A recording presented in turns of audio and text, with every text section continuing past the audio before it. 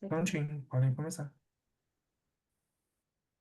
Então, queria apresentar a doutora Marina. Ela é médica nefrologista, tem especialização em cuidados paliativos.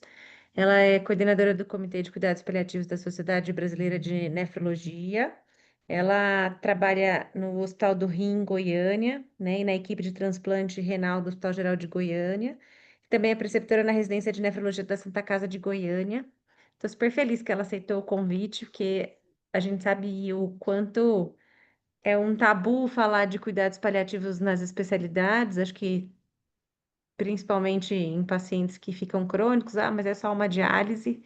Então, é sempre importante vir alguém com outro olhar, que é o especialista falando sobre isso. Super agradeço a você ter aceitado e a palavra é toda sua. Pessoal, arrumar aqui, então. Obrigada, Veridiana, pelo convite, viu? Espero que eu acrescente aí alguma coisa a mais para vocês, né? Principalmente aí relacionada à minha área da nefrologia.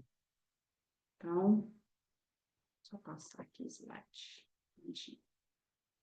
Para começar a falar, então, né, de cuidados paliativos em doença renal crônica, eu acho que é importante eu voltar um pouquinho na definição de doença renal crônica para vocês, né? É definida como a normalidade estrutural ou funcional presente por mais de 3 meses com implicações na saúde.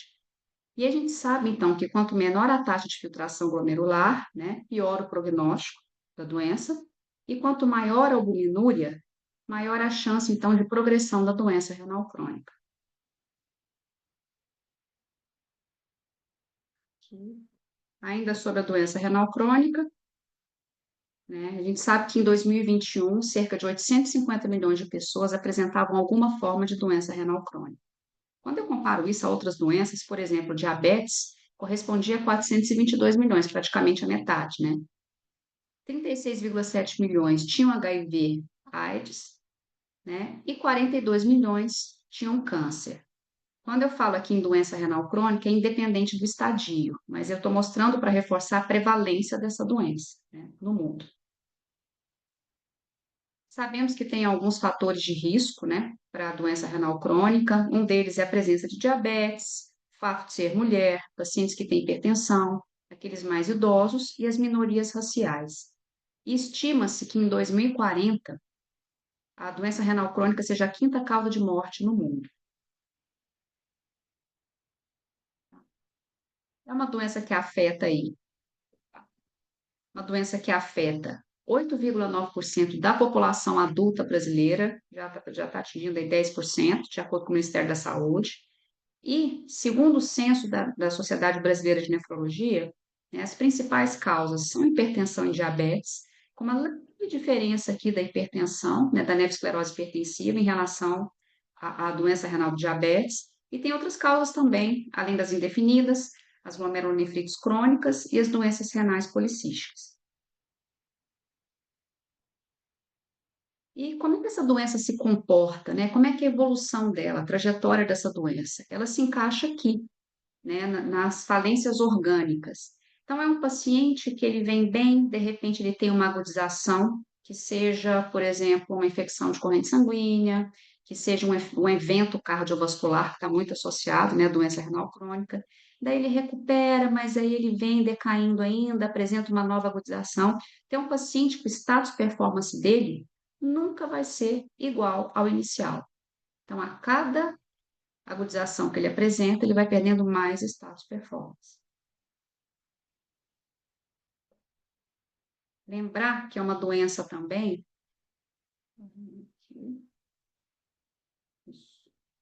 Lembrar que é uma doença também que o paciente tem vários sintomas, né? E a gente precisa sempre fazer busca ativa desses sintomas. Então, é um paciente que o mais prevalente deles, sintomas físicos que eu estou me referindo, é fadiga, que até 70% apresenta.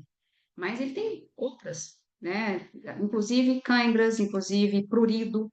Quando eu falo em busca ativa, a gente tem que perguntar para o paciente. Para isso existem escalas, tá? Tanto para dialíticos quanto para não dialíticos, em que a gente aborda e pergunta ativamente mesmo. Você tem coceira? Porque às vezes o paciente pensa que coceira, prurido, né, é coisa de dermatologista. Ele não vai falar isso para o nefrologista. Então, a gente tem a obrigação também de fazer essa busca ativa dos sintomas, né? E uma coisa que chama a nossa atenção é que quando a gente vê a severidade desses sintomas, disfunção sexual é um dos sintomas mais severos. E é uma coisa que nós, nefrologistas, também temos dificuldade de abordar, né? A gente acaba encaminhando por urologista ou nem entra nessa questão. Então, é importante levar isso em consideração também. E, lógico, lembrar dos sintomas sociais, psicológicos e espirituais que fazem parte aí desse nosso paciente, né? Quando eu penso aí nos pacientes que estão em diálise, a taxa de mortalidade anual desses pacientes, ela é de 20 a 25% na população geral. Aqui. Quando esses pacientes têm 75 anos ou mais, a mortalidade aumenta para 38%. E quando esses pacientes são idosos frágeis, ela pode passar de 50%. Reforçando aqui que os eventos cardiovasculares continuam sendo a principal causa de morte entre esses pacientes, né? E depois vem sepse, a gente tem as malignidades, a própria suspensão de diálise e outras causas aí não conhecidas. Eu gosto muito de trazer esse artigo, que ele fala da sobrevida dos pacientes idosos, né, com doença renal crônica avançada, que ficaram no manejo conservador versus aqueles que entraram em diálise. Então, aqui, primeiro, ele compara esses pacientes pela idade. Então, aqueles pacientes de 70 a Eu? 79 anos, aqueles pacientes de 70 a 79 anos, quando a gente compara, então, os que ficaram em manejo conservador e diálise, a sobrevida foi maior nos dialíticos. Mas se eu pego o grupo de pacientes com 80 anos ou mais, não houve diferença aí na sobrevida. Aí, ele resolveu, então, separar os pacientes acima de 70 anos, mas ele Eu sei acrescentou que é as chato, mas é a vida comorbidades. do adulto. Então, são pacientes, aí o grupo de cá, pacientes acima de 70 que não têm comorbidades ou que têm até comorbidades intermediárias. Nesse caso, o grupo em diálise teve uma sobrevida maior. Mas se eu pego nessa faixa etária pessoas com comorbidades graves, não houve também uma diferença significativa entre dialíticos e aqueles que permaneceram em manejo conservador. Um outro estudo que eu gosto muito de trazer é esse que fala do status funcional dos pacientes idosos antes e após o início de diálise. Gosto muito dessa parte de status performance porque eu acho que está intimamente relacionada à qualidade de vida, né? E foi uma coorte, então, retrospectiva que avaliou 3.702 idosos.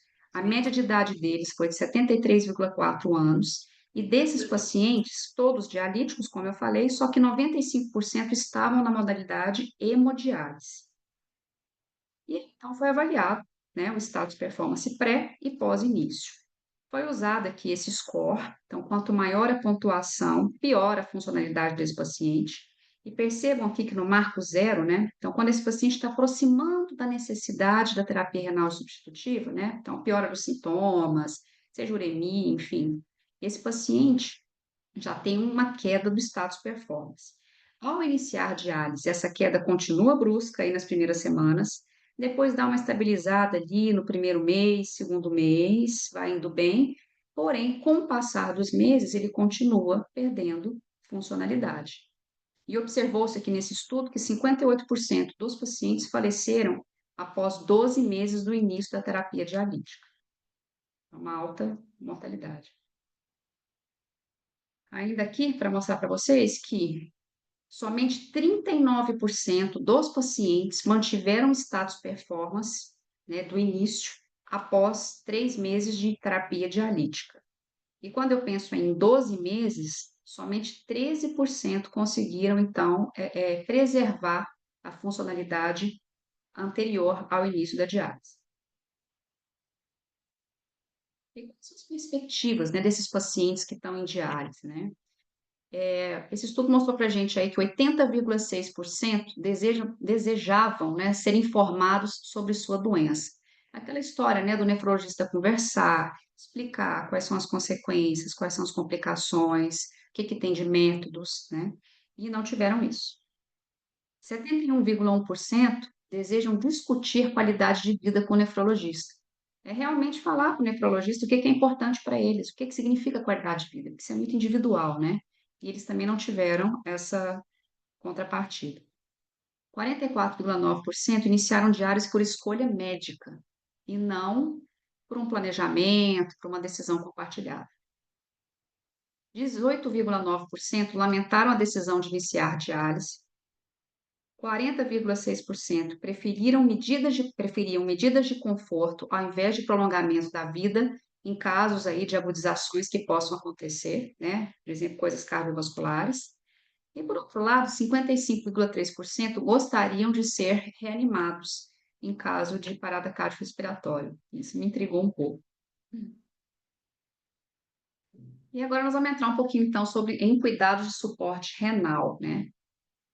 O que é isso? É um modelo interdisciplinar de medicina centrada na pessoa que visa otimizar a qualidade de vida relacionada à saúde e preservar a dignidade humana, através de comunicação adequada com o paciente e família.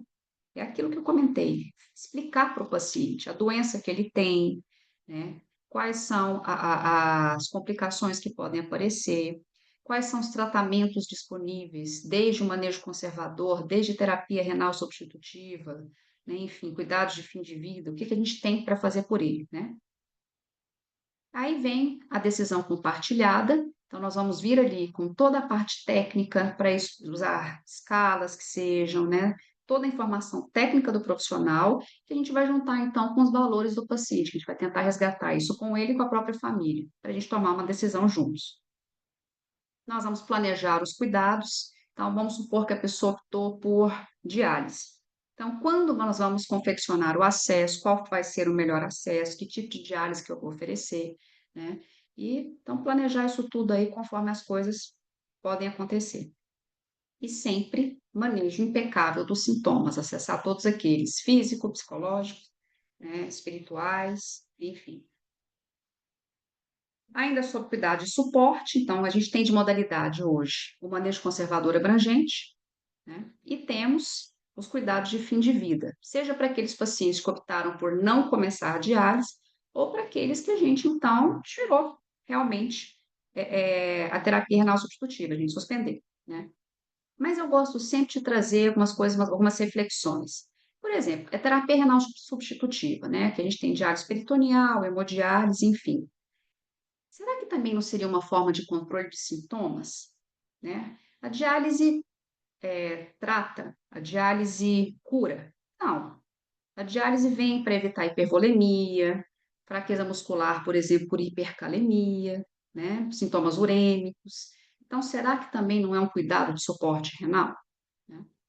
E eu gosto de trazer também, e para trazer esses questionamentos, o transplante renal. Por mais que o paciente tenha uma função renal boa, né, sai ali com 0,7 creatinina, uma taxa de filtração maravilhosa, como eu falei lá no início, é um paciente que, por definição, ele continua tendo doença renal crônica, porque estruturalmente é aquele rim fora do eixo ali, então estruturalmente ele tem doença renal crônica, né? Além disso, é um paciente que vai usar imunossupressores. Imunossupressores podem trazer consequências desde diabetes, nos inibidores de calcineurina, desde infecções graves, principalmente no início, né, quando a imunossupressão é um pouquinho mais pesada, e aqueles a longo prazo também, que às vezes predispõem, às vezes, lesões cancerígenas, enfim. Então, também tem seus riscos, né? E sabemos também que esse transplante pode não ser eterno, né? Então, em algum momento, ele pode perder a funcionalidade desse rim, né? Diante de tudo isso, qual o cuidado de suporte ideal para cada paciente? Essa é a grande questão, individualizar, né? De acordo com o nosso paciente. Para ele respirar um pouquinho, eu gosto sempre de trazer esse paciente de vida real, um paciente que eu já acompanhei em sala de hemodiálise. O André, ele tem 42 anos, ele é casado, ele tem 6 filhos, 3 netos, e ele trabalha como motorista de aplicativo. e é um portador de doença renal crônica, já em hemodiálise há cerca de 5, 6 anos, mais ou menos. Era uma glomerulonefrite crônica. É um paciente que está com pressão controlada, todos os níveis, anemia controlada, fósforo, cálcio. Então, um paciente assim, que está muito bem. E certa vez resolvi abordar o André para a gente poder encaminhar ele para transplante, né? E me surpreendeu, porque o André, por qualquer colo que a gente veja, é um paciente excelente, qualquer um quer transplantar, ele dá até briga. E mas o André me trouxe uma demanda, né, que até então acho que ninguém tinha abordado. O André, um desses filhos dele, tem sequela de meningite. Então, a esposa do André cuida desse menino integralmente, né? E só tem o André para sustentar a casa. Então, o benefício que ele recebe do INSS é muito pouco. E ele precisa, então, fazer essas corridas dele como motorista de aplicativo para manter, né, a comida, as contas em dia. Então, quando ele pensa em transplante, ele fala: Poxa, se eu transplantar, quem vai cuidar da minha família na parte financeira, enfim, né? Se eu tiver 3 meses que sejam. Então, isso é uma das coisas que hoje impede o André de transplantar. Além disso, ele refere muito o medo do desconhecido. Na cabeça dele, ele domina a hemodiálise. Ele sabe quando tem que trocar o filtro capilar, né? Ele sabe quando o acesso não está bom, se apita a pressão venosa na máquina, ele tem uma noção do que está acontecendo. Ele vigia os idosos que estão dialisando junto com ele, quando um está passando mal, ele chama enfermagem. Então, assim, é um mundo que ele conhece. O transplante para ele é um mundo desconhecido. Então, essa também é uma demanda que ele traz, né, que no momento o impede de transplantar. Mas isso é um momento, né? Pode ser que mais para frente, abordando o André novamente, algumas coisas podem acontecer, ele se organizar e ele mude de ideia, né? Mas ele precisa respeitar o momento dele. Esse esquema aqui foi feito pelo pessoal do antigo Comitê de Cuidados Paliativos da Sociedade Brasileira de Nefrologia. Eu gosto muito, eu falo que todo nefrologista deveria ter isso na mesa de trabalho, ali grudada, ou na área de trabalho do computador, porque ele ajuda a gente ali na condução dos nossos pacientes, né? Então, qual que é a ideia? Se eu tenho um paciente com doença renal crônica de estádio 3 a 5, em terapia renal substitutiva ou não, primeira coisa, eu preciso ver se esse paciente tem critério de mau prognóstico, né? Então, dois ou mais desses critérios, idade maior ou igual a 75 anos, um índice de Charlson maior que 8, um AKPS menor ou igual a 40%, dependendo da literatura, é 50%, tá? Um paciente que tem uma albumina menor que 2,5, resposta negativa à pergunta surpresa, paciente muito sintomático, paciente de alto risco, e aqui eu acrescentei demência, que é uma coisa importante que a gente tem muito aí nas nossas clínicas e salas de hemodiálise, né? Então, um paciente que preencheu o critério de mau prognóstico, né? Aliás, vamos primeiro para o outro polo. O paciente não preencheu esses critérios. Então, o que que eu vou oferecer para ele? E a doença evoluiu, né? Então, eu posso colocar, a gente controla sintomas, faça essa avaliação prognóstica, como já fiz, a gente vai tomar uma decisão compartilhada, de acordo com o que é importante para ele, e planejar o cuidado. Então, evoluiu para diálise, né? Para necessidade de diálise. O que que eu posso oferecer para ele? Eu posso oferecer uma diálise convencional, 3 vezes por semana, 4 horas por sessão. Eu posso oferecer para ele uma diálise centrada no paciente, por exemplo, um paciente jovem que está no mercado de trabalho, que está num momento extremamente produtivo e que, de repente, ele precisou de começar e quer continuar trabalhando. Ele não quer sair, né, do ambiente de trabalho, está rendendo bem, está tolerando muito bem. Por que não oferecer para ele diálise diária, em menor tempo, segunda a sábado, 2 horas por sessão, né? Ou é um paciente que ainda tem uma função renal residual importante. Dá para a gente fazer uma diálise incremental baseado nisso. Mas não, algum desse paciente aqui que estava indo muito bem, de repente apresentou um evento cardiovascular, perdeu muita funcionalidade. Eu posso simplesmente migrá-lo de uma convencional para uma diálise paliativa.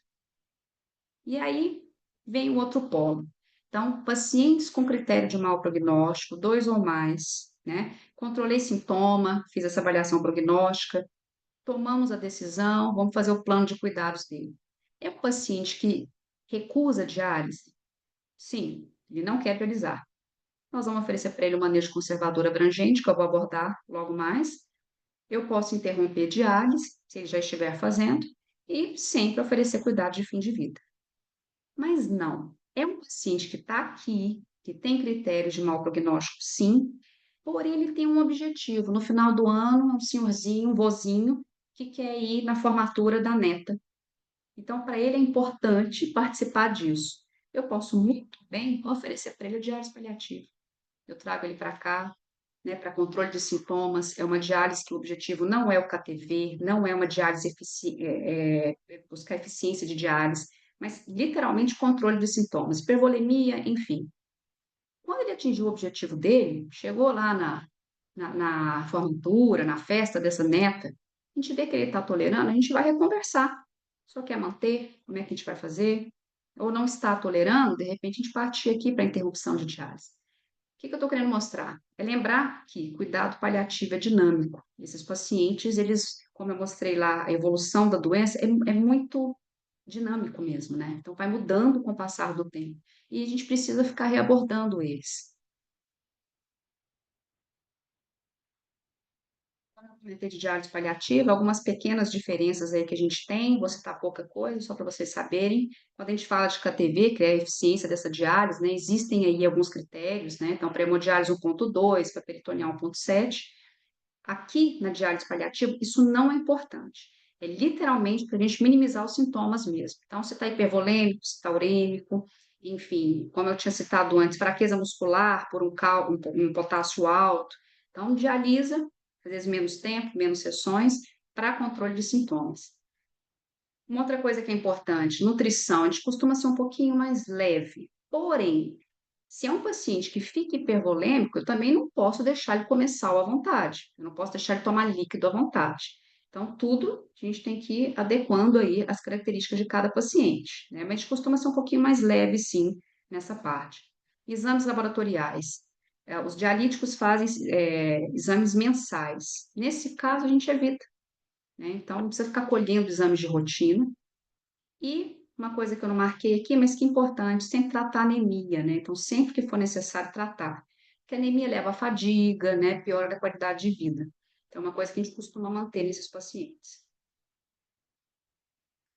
Entrando, então, lá em cuidado de suporte renal, nessa parte de manejo conservador abrangente, né? Que nós temos trabalhado cada vez mais. O que que é isso? É um cuidado integral, centrado no paciente com doença renal crônica estadio final. Essa modalidade não entra diálise, tá? Nem peritoneal, nem hemodiálise, nada. A não ser que o paciente mude de ideia, né? Que ele queira, sim, ir para terapia renal substitutiva. Mas aqui não é para ter. Quais são os objetivos? Manter intervenções para retardar a progressão da doença renal crônica, seja IECA, seja BRA, inibidor de SGLT2. É o que a gente tiver disponível aí no mercado, a gente vai manter. Nós vamos tomar a decisão compartilhada, né? Vir aí com a questão técnica, junto com os valores do paciente, então, para a gente decidir por isso. Gestão ativa dos sintomas, né? Todos os 4 tipos de sintomas, sempre perguntar, né? Sempre tratar. Lembrar que a pessoa é um ser biopsicossocial e espiritual, né? Como eu havia falado. E aí nós vamos fazer o planejamento antecipado do cuidado. Então, conforme tal coisa acontecer, como que eu quero que seja conduzido, né? E existem indicadores gerais de declínio para esses pacientes, né? Um deles, e muito importante, é a pergunta surpresa, uma resposta negativa à pergunta surpresa. Então, você se surpreenderia se esse paciente falecesse nos próximos 12 meses? Outro indicador, a queda da funcionalidade, né? Então, dependência para as atividades básicas de vida diária e um PPS aí menor ou igual a 50%. Como eu falei, depende muito da literatura, 40%, 50% tem essa variação. Paciente que tem admissões hospitalares repetidas no último ano, um paciente já com doença avançada, que eu não me refiro só à doença renal crônica, às vezes tem um DPOC já que usa oxigênio, um câncer avançado, uma insuficiência cardíaca já com uma classe funcional mais avançada também. Paciente com multicomorbidades, um paciente que também tem a desnutrição grave, crônica, né, que a albumina menor ou igual a 2,5. aqueles que têm tido perda ponderal involuntária, aí mais de 10% do peso em uns 6 meses, pacientes com falha de tratamento modificador de doença e aqueles que já não têm indicação de suporte avançado de vida. Aqui algumas escalas, a grande maioria já conhece, né? Trouxe mesmo só para a gente, de forma, relembrar um pouquinho, né? E uma coisa interessante é que Charlson já tem ela modificada para doença renal crônica. Então, essa daqui é especificamente para o doente renal crônico, tá? Então, a pessoa tem que ter doença renal crônica, como eu falei, você soma as pontuações aqui, detalhe, e sempre acrescentar um ponto por década a partir de 40 anos. Baseado nessa pontuação, a gente vai ter uma noção da sobrevida do paciente. Então, 9 a 15, sobrevida menor que 3 meses, enfim, e aí vai indo, tá? E TPS, todo mundo, né, lida aí no dia a dia. Vamos colocar aqui um paciente de 50%, por exemplo, é aquele que fica a maior parte do tempo sentado ou já está acamado, é aquele paciente que já não trabalha, que tem uma doença extensa, que precisa de assistência considerável por autocuidado, a ingesta já está reduzida ou até normal, e um paciente que já tem nível de consciência completo ou até períodos já de confusão mental. Tá? Quantos pacientes desses a gente já não tem em consultório ou mesmo na sala de hemodiálise? Então, eu sempre trago isso nas aulas para os próprios nefrologistas, né, para a gente se atentar a essa funcionalidade. E aí existem indicadores específicos para doença renal crônica, tá? Estadio 4 a 5, e para a gente poder pensar em manejo conservador abrangente. Eu preciso ter pelo menos dois, tá? Um deles, pergunta surpresa, né? Essa está sempre presente, uma resposta negativa, né? A pergunta surpresa, você se surpreenderia se esse paciente falecesse nos próximos 12 meses? Um segundo indicador específico, se esse paciente teve 3 ou mais internações hospitalares no último ano por complicações da doença de base, que seja infecção de corrente sanguínea, que sejam problemas com o próprio acesso vascular, por exemplo. Aquele paciente que tem baixa tolerância ou aderência à diálise, mesmo após a mudança do método. Então, às vezes, um paciente com insuficiência cardíaca, né, que não tolera grandes UFs, a gente tenta colocar na peritoneal, mas a gente também não consegue atingir o objetivo, né? Controle de hipervolemia, enfim, vamos repensar. Sinais renais específicos que não melhoram, podem até piorar com o método dialítico, e aquela turma, né, dos pacientes que optam por não realmente não iniciar a terapia renal substitutiva, aqueles que são retirados, né, da terapia renal substitutiva, ou que simplesmente escolhem não retornar à diálise após perda do enxerto renal, aquele transplantado que eu falei lá atrás, que pode evoluir, invariavelmente isso vai acontecer, né, com falência renal. Existem também alguns scores, algumas escalas, né, específicas do doente renal crônico, né? Uma que eu gosto muito é Cohen. A gente é uma calculadora que a gente acha na internet, aqui nesse TotiCalc, por exemplo, é fácil de acessar, e vai mostrar para a gente 5 variáveis independentes para a mortalidade precoce nesses pacientes. São elas: a albumina sérica, a pergunta surpresa, né? A gente responde ela aqui, a idade do paciente, se esse paciente tem demência e se esse paciente tem doença vascular periférica. Então, joga na calculadora e vai dar uma noção para a gente da sobrevida em 6 meses, 12 e 18 meses. Lembrar que, eu sempre falo, né? Essas escalas, os scores, eles não são exatos. Eles mostram, eles servem para mostrar para a gente, para ter uma noção da evolução da doença, né? Cada caso é um caso, como é difícil também, por exemplo, a gente prever o tempo, né? Vai chover ou não, enfim. Lembrar que essas escalas, quanto mais próximo do fim da vida, é mais fácil a gente acertar. Assim como a previsão do tempo, né? Quando a gente faz um dia antes, é mais fácil acertar do que uma semana ou semanas antes. Uma outra muito boa, que é para pacientes um pouco mais velhos, acima de 75 anos, é RAIN. Essa daqui, ela não é uma calculadora, a gente mesma que vai somando as pontuações. Então, tem pelo sexo, né? Então, o fato de ser homem já é um ponto, idade, a insuficiência cardíaca, o tipo de classe funcional desse paciente. Se o paciente tem doença vascular periférica, né, qual o estágio dessa doença vascular periférica. Se é um paciente que tem ou não arritmia, se é um paciente que tem alguma forma de câncer ativo, se é um paciente que tem alguma desordem comportamental, demência que seja, né, uma pontuação até um pouquinho maior. Se é um paciente aí que tenha alguma dificuldade de mobilidade, então, se ele anda sem ajuda, não pontua, mas aí conforme ele vai tendo dependências para transferir, enfim, vai pontuando, e é uma pontuação significativa, né? E a questão da albumina sérica, né? Então, quanto menor a albumina aqui, a pontuação também aumenta. A gente vai juntar tudo isso, e aí a gente vai ter, se é um paciente de baixo risco, são menos de 12 pontos, essa mortalidade então vai ser menor que 20% em 3 meses de início da diálise. Se é de 12 a 16, já é um risco intermediário, essa mortalidade vai para 20 a 40%, e maior, 17 ou mais pontos, a mortalidade aumenta 40, para maior, ela é maior que 40%. Então, risco alto nos próximos 3 meses. Saindo ali, então, do manejo conservador, agora a gente vai para uma grande questão, né? A suspensão de diálise.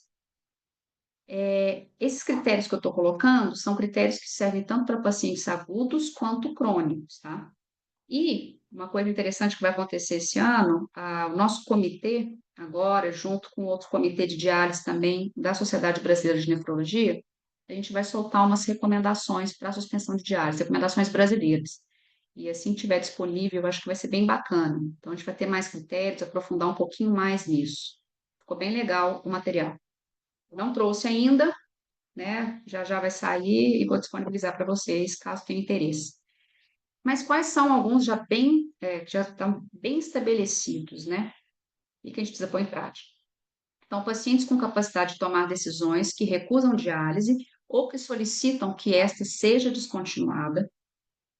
Outro critério, pacientes sem capacidade de tomar decisões, mas que expressaram previamente sua recusa à diálise num plano de cuidados avançado.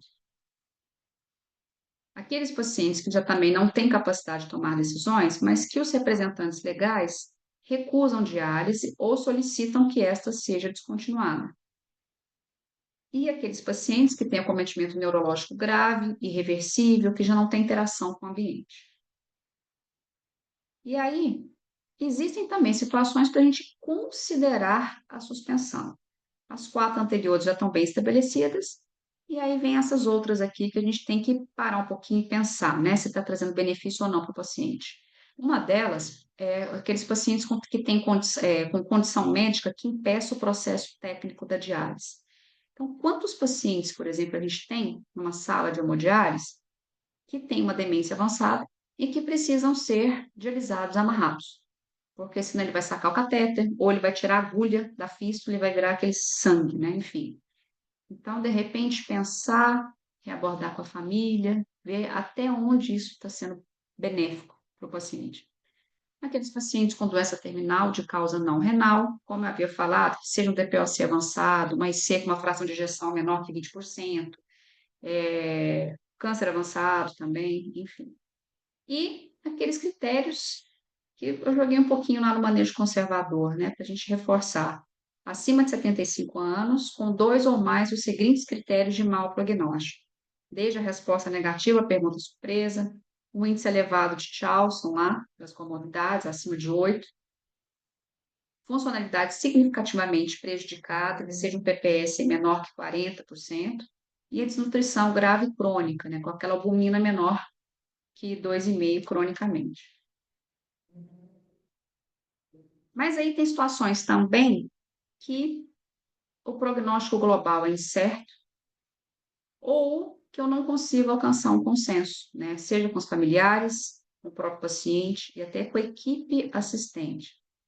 Então, por que não, né, a gente fazer um trial de terapia renal substitutiva, como a gente faz um trial de UTI, né, por exemplo? Isso também propõe, né? Então, o paciente que eu posso tentar, sim, colocar em diálise e ver como é que vai ser a tolerância, tá?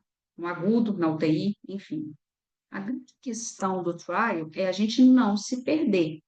Então, precisa de reavaliações, né? Que se tiver numa UTI, que seja a cada 3 dias, 2 dias, não sei, né? Conforme essa infecção está controlada, outras coisas que podem acontecer no decorrer da internação, ou se é um paciente de sala de hemodiálise, né? Que seja mensalmente, em semanas, enfim. O importante é sempre estar reavaliando se o benefício está maior que o malefício.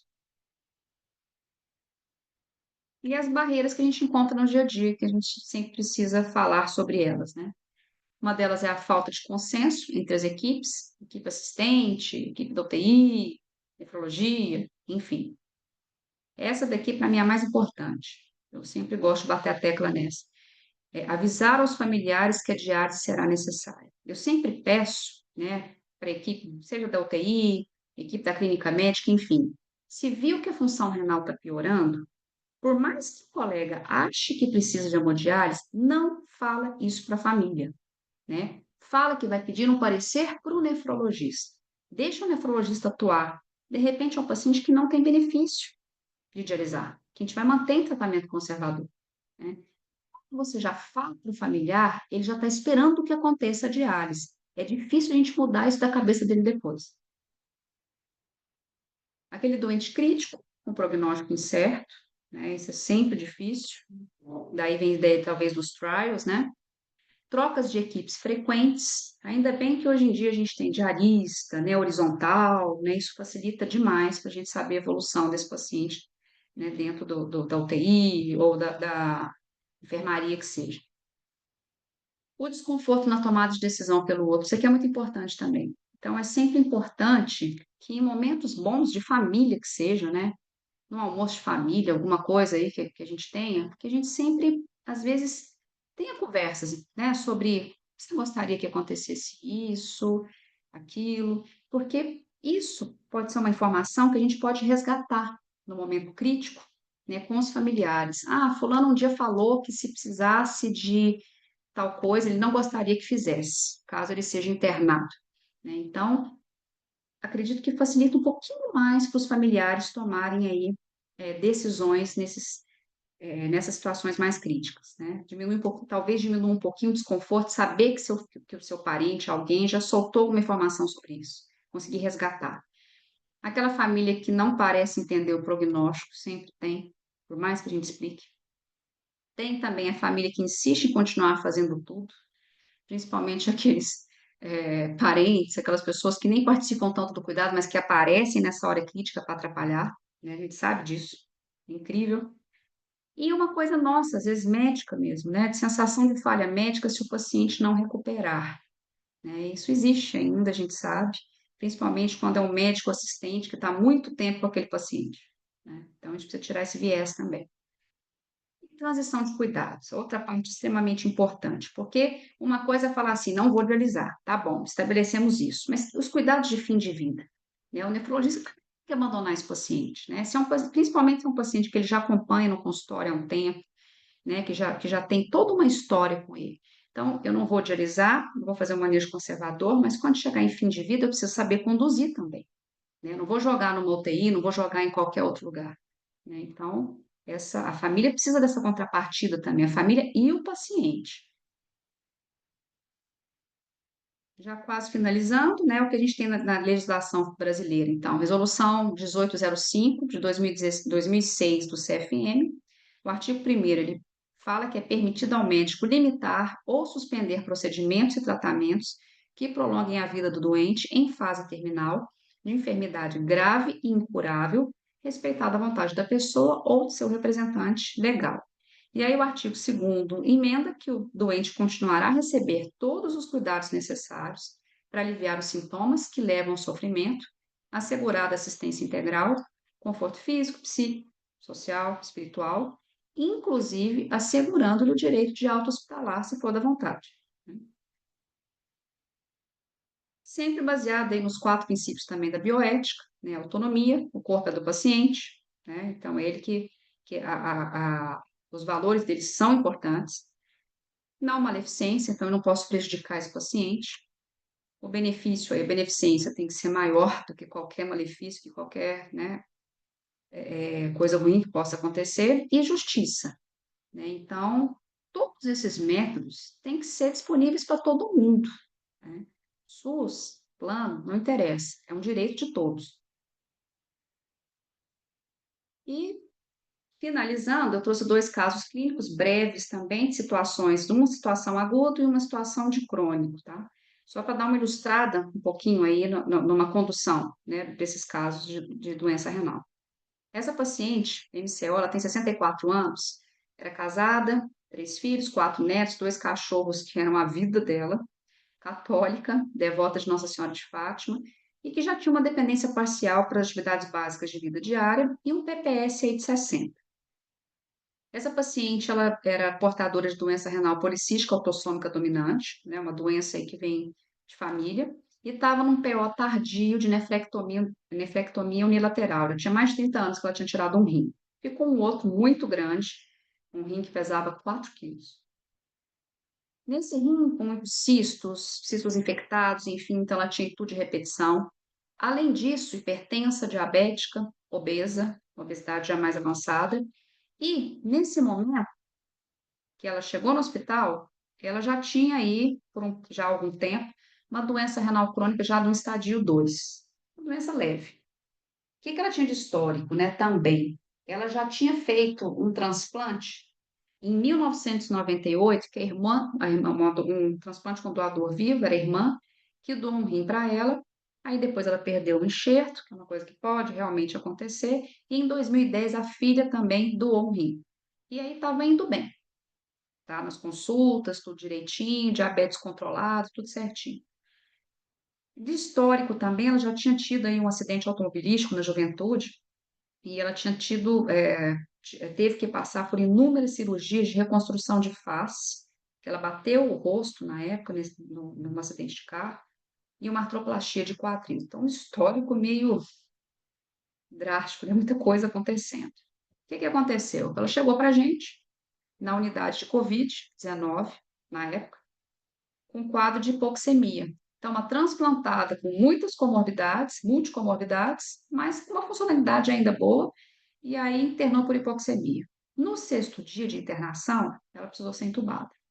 Daí veio toda aquela confusão que todo mundo viu, né? Choque séptico, rim piorou, fez uma ira cardíaco 3 e já com hipervolemia refratária. A gente tentou segurar bem, diurético, enfim, mas já estava refratária diurético.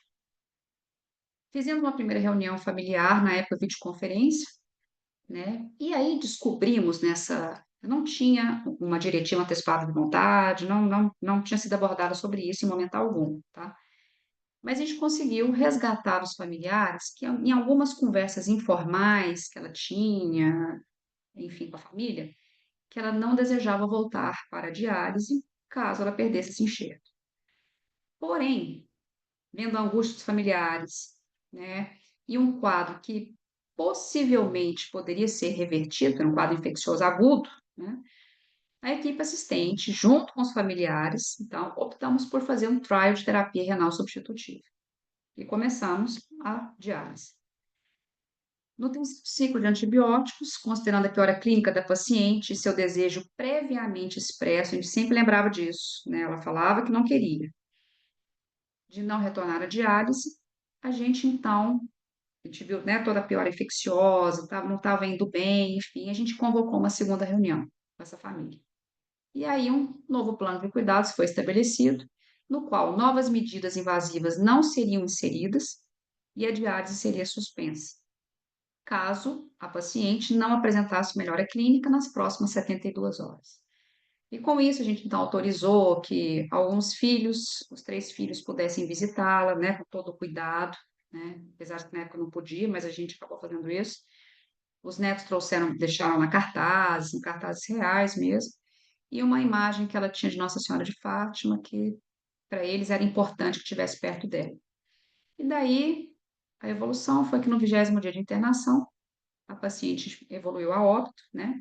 3 dias após a suspensão da terapia dialítica. A gente viu que não estava indo bem, suspendemos, e aí ela faleceu em 3 dias. A média é mais ou menos essa mesmo, ali às vezes dentro de 7 até 14 dias. Mas como ela tinha um processo infeccioso aí que não estava controlado, acho que foi um pouquinho mais rápido. E um segundo caso, para a gente finalizar mesmo, é de um paciente com doença renal crônica, já em diálise há muitos anos, desde 2011, tá? 77 anos, divorciado, tinha uma filha adotiva, uma neta, e ele já tinha uma dependência parcial para atividades básicas de vida, e esse PPS lá que eu reforcei de 50%.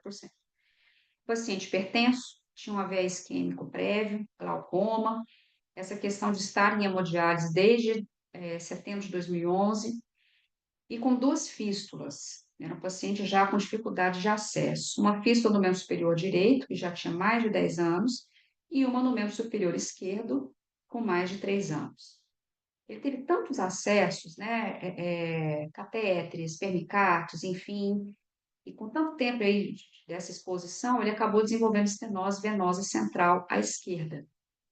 E foi tentado angioplastar essa veia, que sem sucesso. E acabou, então, evoluindo em falência de acesso vascular. Nesse braço esquerdo, que é a fístula de menos tempo, que era do lado da estenose, ele começou a ter uma lesão ulcerativa muito feia, que não fechava, e uma dor incapacitante. Então, a gente fez vários cursos de antibiótico, vários ajustes na analgesia nos últimos 6 meses, né? E estava em programação, então, de desligar essa fístula. E aí ele ficaria dialisando com aquela de 10 anos atrás do braço direito, que estava funcionando bem. Mas aí, a única que ele tinha, que é essa do braço direito, já que a do esquerdo estava impossibilitada pelas lesões, parou de funcionar de repente. E não é que parou de funcionar, começou a apresentar problema.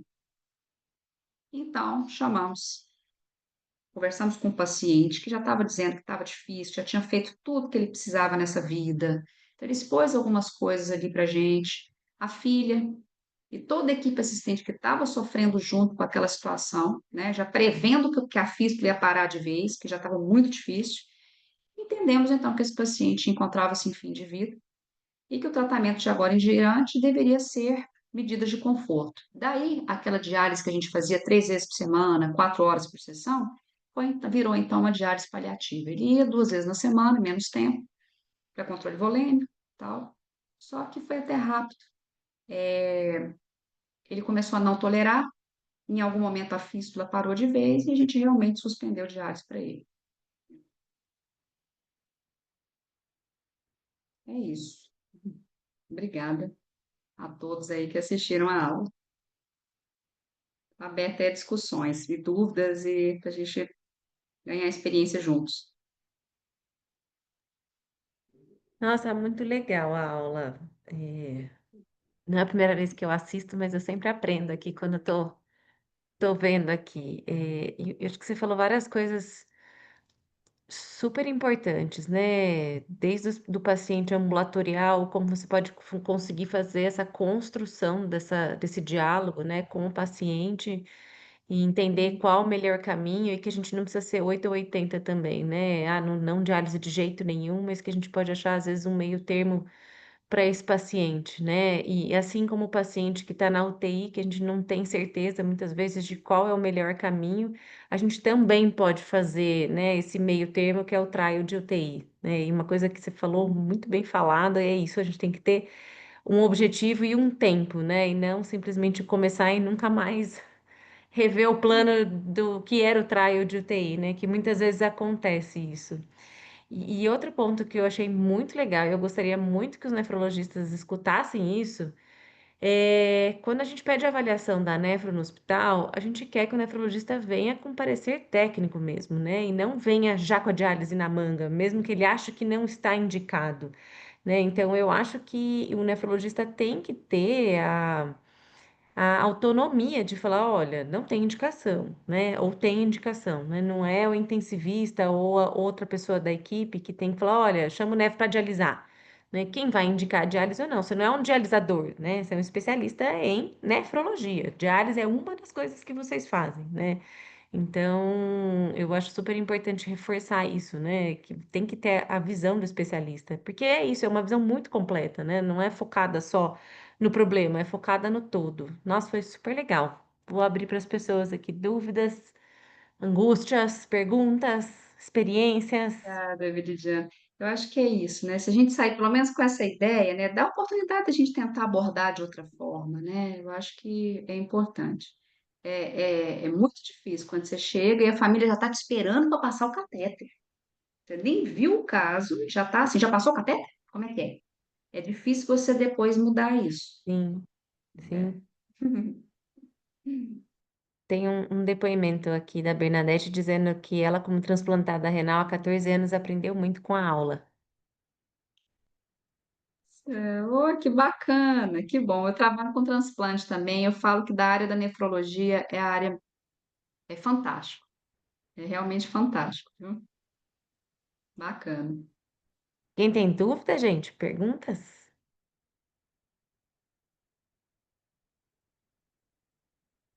E que a aula foi tão boa, você explicou tão bem Boa noite. todos os pontos. Quem falou? Pode falar, Oi, gente. oi, meu nome é Teresa, eu sou cardiologista.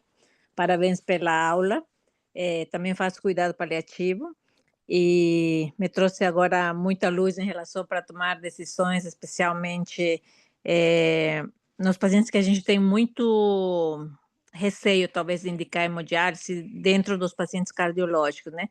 Especialmente o trio, né, idoso, né, idoso, e quando a gente fala de idoso, talvez mais octogenário, com disfunção ventricular, né, que a gente tem muita dificuldade no manejo, especialmente desses pacientes. Eu queria ver com a com quem apresentou a aula, qual a experiência dela, tem algumas dicas específicas para poder dar, para a gente poder levar isso um pouquinho mais para frente.